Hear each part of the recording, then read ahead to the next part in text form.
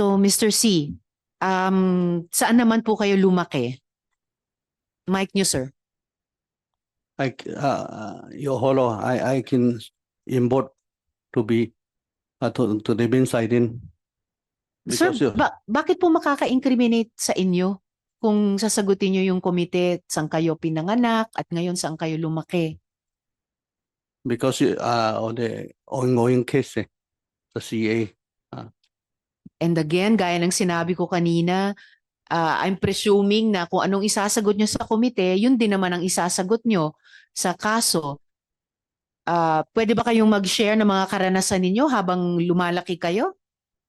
Mga growing up years nyo, childhood nyo, can you share any experiences about those? Pasensya na po, Your Honor. I can import my right to be silent. Saan po kayo nag-aaral, Mr. C? I can import.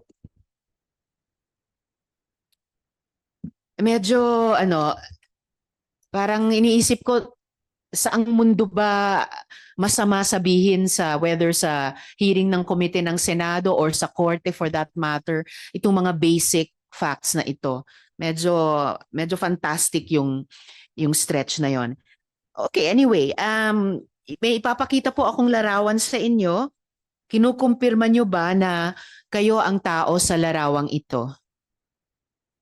Kayo ba yan, Mr. C? I can import. Sir, They mean to silent. gamit lang po yung mata natin. Kayo ba yan sa litrato? Kamukhang kamukha po. Anong sabi ng mga attorney nyo? Hindi ba sa kanilang mga mata din? Kayo rin po ito? Your Honor, I have to lie to be silent. Ginagamit nyo ba yung pangalang ito, yung Shi Zhenzhong? I import. What about Cheng Zhongzhen? Ginagamit nyo ba yung pangalang iyon? Your Honor, I import to be silent. Tama po ba na kayo yung honorary chairperson ng Philippine Silk Road International Chamber of Commerce o PSRICC? Sa SIDOT, Sir? sa association. Doon po sa PSRICC, kayo ba ang honorary chairperson? Yes. You are. Okay. Ano ang relasyon nitong Philippine Silk Road International Chamber of Commerce sa Belt and Road Initiative?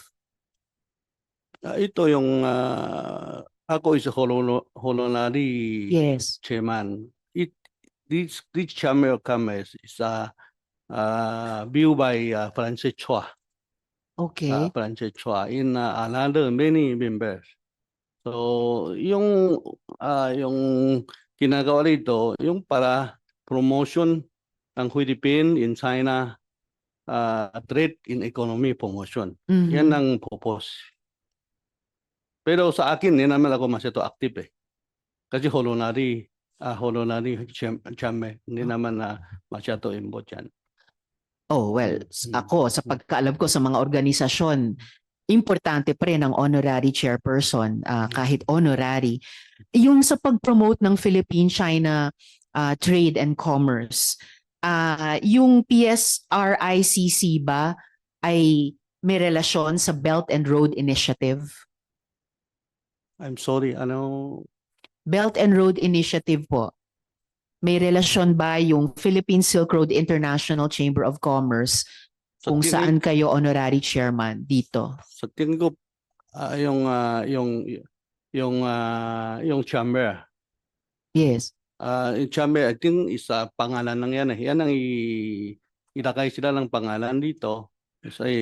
During time is Francis Chua.